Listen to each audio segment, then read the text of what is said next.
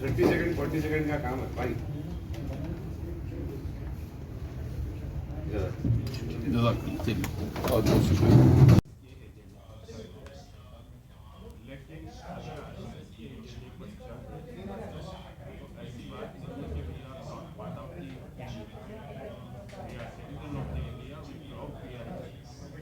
हम हिंदुस्तानी हैं, इस पर हमको फ़ख्र है और हम हिंदुस्तानी हैं और हिंदुस्तानी समझिए कि हम बाई चॉइस हिंदुस्तानी हैं, बाई चांस नहीं है। हमारे पास बहुत ऑप्शन थे, उन ऑप्शंस को ठुकरा कर हम इस मुल्क में हैं।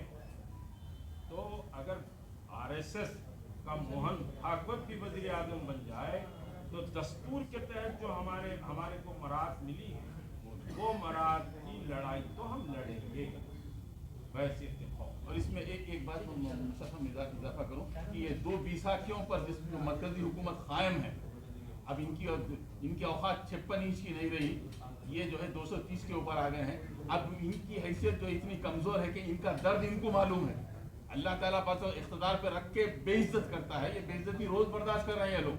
इन दोनों से भी बाबुओं से भी हम मुलाकात करेंगे और उनके सामने अपने मुतालबात रखेंगे कि इलेक्शन में फिर आवाम के सामने तुमको आना होगा, लेकिन इस मसले पर तुम्हारी खामोशी मुजरिमाना होगी।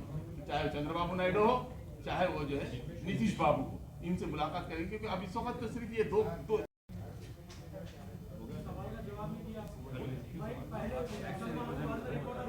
बहुत सारे तजावीज़ यहाँ पर आ चुकी हैं।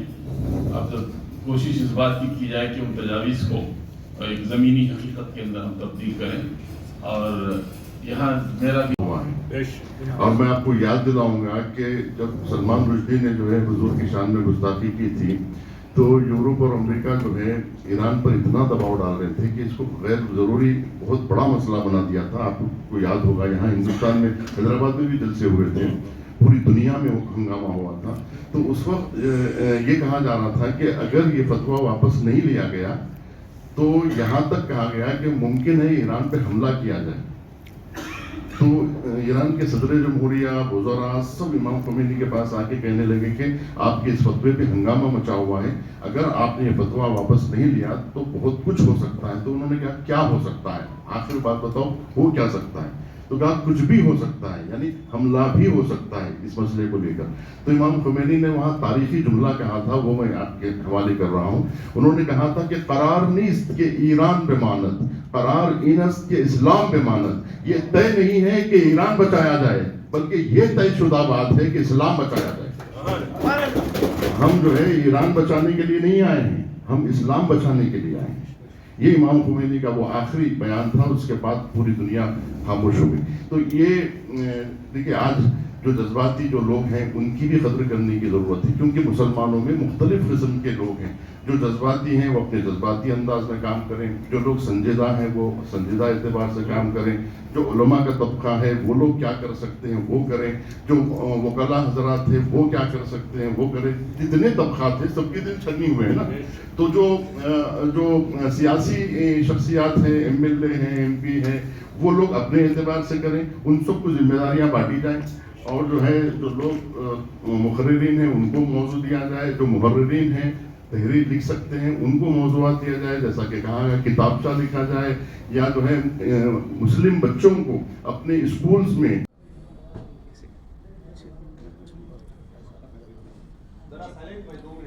रहमान रहीम। आज मीडिया प्लस पर तहरीक मुस्लिम शब्बान के ज़ेर एहतमाम एक इजलास शान रिसालत सल्लल्लाहु अलैहि वसल्लम के गुस्ताखों के ताल्लुक़ से गौर व फ़िक्र के लिए रखा गया था। इसमें जॉइंट एक्शन कमेटी से वाबस्ता तमाम समझिए कि क़ायदीन और जमातें जैसे MPJ, वहदत इस्लामी, जमीयत उलमा, जमीयत अहले हदीस और अंजुमन महदविया कौम की कमेटी, और फिर जाफरिया तंजीम, फ़िक़्ह जाफरिया तंजीम और शिया ऑर्गेनाइजेशन कांग्रेस के हमारे नुमाइंदे जो जॉइंट एक्शन कमेटी के हैं, उस्मान मोहम्मद ख़ान और नाज़िमुद्दीन نظام صاحب اور پھر سلامہ آرگنائزیشن، بہرحال بہت ساری سمجھیے کہ آرگنائزیشنز آج اس اجلاس میں شریک رہیں، اور فیصلہ یہ ہوا کہ پہلی چیز تو ہندوستان جیسے ملک میں مستقل وقفے سے شان رسالت صلی اللہ علیہ وسلم میں گستاخیاں کی جا رہی ہیں، تو میں ایک روایتی جملہ نہیں کہہ رہا ہوں کہ ہم اس کو برداشت نہیں کریں گے، بلکہ اس کو مزید برداشت نہیں کیا جائے گا۔ اگر حکومت ہند اور ریاستی حکومتیں ان گستاخوں کو ملک کے دستور اور قانون کے مطابق سزا نہیں دیتی ہے تو پھر ہم برداشت نہیں کریں گے۔ روئے زمین پر سب سے زیادہ محترم اور عزت و وقار کی اگر کوئی شخصیت ہے، اور ہماری سمجھیے کہ صاحب ہمارے لیے آنر اگر کوئی ہے تو وہ محمد رسول اللہ صلی اللہ علیہ وسلم ہے۔ ہم اپنی زندگی کی آخری پائی بھی شان رسالت کے تحفظ کے لیے لٹانے کے لیے تیار ہیں، اس پر کوئی سمجھوتا ہم نہیں کر سکتے۔ یہ بنیادی بات پورے اجلاس میں ہوگی۔ دوسری بات، 25 اراکین پارلیمنٹ ہیں، 25 یا 24 ہے اراکین پارلیمنٹ ہے، اور راجیہ سبھا میں بھی ہے۔ وہ مسلم اراکین پارلیمنٹ کی ذمہ داریاں بنتی ہیں اس مسئلے پر، خالی جا کر کمشنر کو کاغذ دے دینا، یا پھر سمجھیے کہ کوئی سوشل میڈیا پر کوئی مسلم رکن پارلیمنٹ اپنا بیان اپلوڈ کیا ہے تو وہ ناکافی ہے۔ یہ شان رسالت کا مسئلہ عہدے، مراتب، منسٹری، اقتدار، قوت، طاقت، دولت، بیوی، بچے، گھر، جائیداد، تجارت، وہ سب سے زیادہ اہمیت محمد رسول اللہ صلی اللہ علیہ وسلم کی شان افضل۔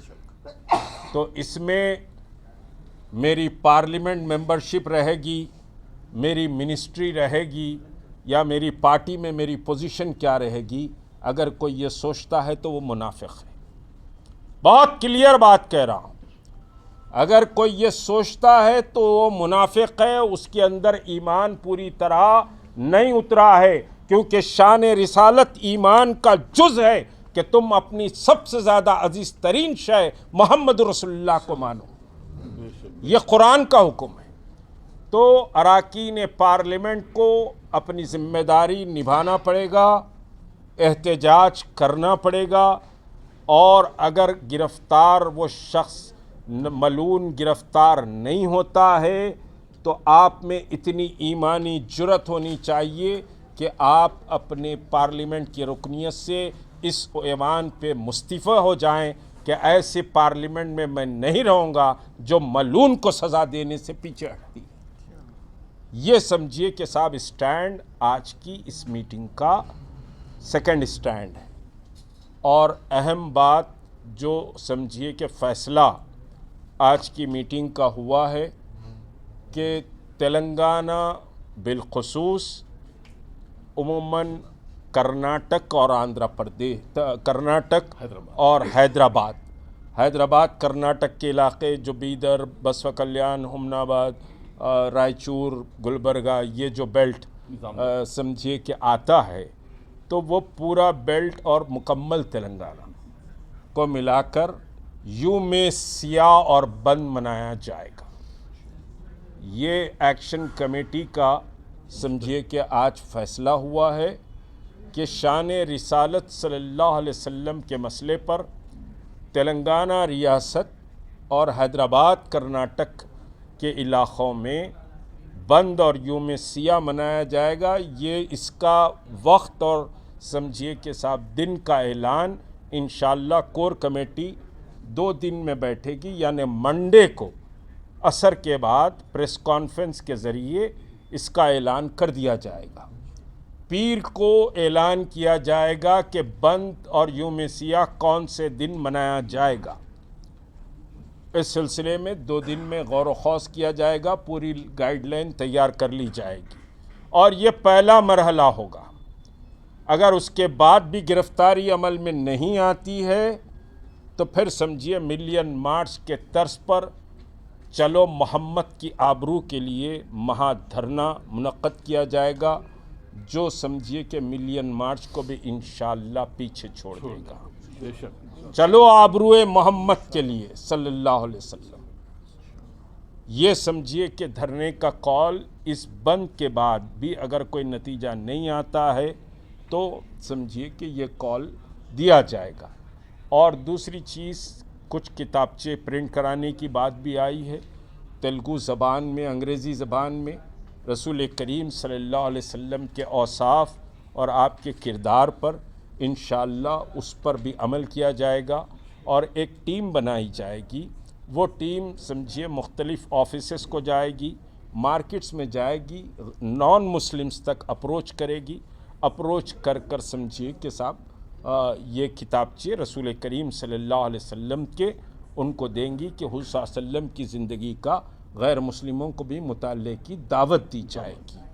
اور اس میں اہم بات سمجھیے کہ کہہ رہا ہوں، آخری بات، کہ ایک تو فلسطین کا مسئلہ بھی ہم اس کو کور کرنے کی کوشش کریں گے اس پروٹیسٹ میں، اوقاف بل کو بھی سمجھیے ہم ایڈریس کرنے کی کوشش کریں گے۔ کیسا کیا جائے گا، لائن آف ایکشن کیسے ہوگا، 2 دن میں سمجھیے کہ ہم اس کا فیصلہ کریں گے، بیٹھ کر غور کریں گے۔ تو اصل مسئلہ تو شان رسالت صلی اللہ علیہ وسلم ہے، بند اور یوم سیاہ کا، لیکن اس بند یوم سیاہ میں فلسطین اور اوقاف بل کو بھی کیسے کنیکٹ کیا جائے، یہ ایشوز بھی بہت سمجھیے کہ سر پر ہے، اور یہ ننگی تلواریں ہمارے سر پر ہم محسوس کرتے ہیں، تو اس کو بھی اس میں کنیکٹ کیا جائے گا۔ وہ سمجھیے کہ کور کمیٹی بیٹھ کر انشاءاللہ اس پر غور کرے گی۔ تو یہ سمجھیے کہ موٹی موٹی باتیں ہیں جو اس بند اور یوم سیاہ کے تعلق سے پیر کو ہم نماز عصر سے پہلے تاریخ کا اعلان کر دیں گے، یوم سیاہ کیسے رہے گا، کیا رہے گا۔ میں سمجھتا ہوں کہ عزیز صاحب جی بالکل مسلم رہے گا، کیونکہ شان رسالت پر ہے تو بند اور یوم سیاہ مسلم رہے گا۔ دیکھیے، ہم جہاں تک مشتاق ملک صاحب نے بات کہی ہے کہ ہمارے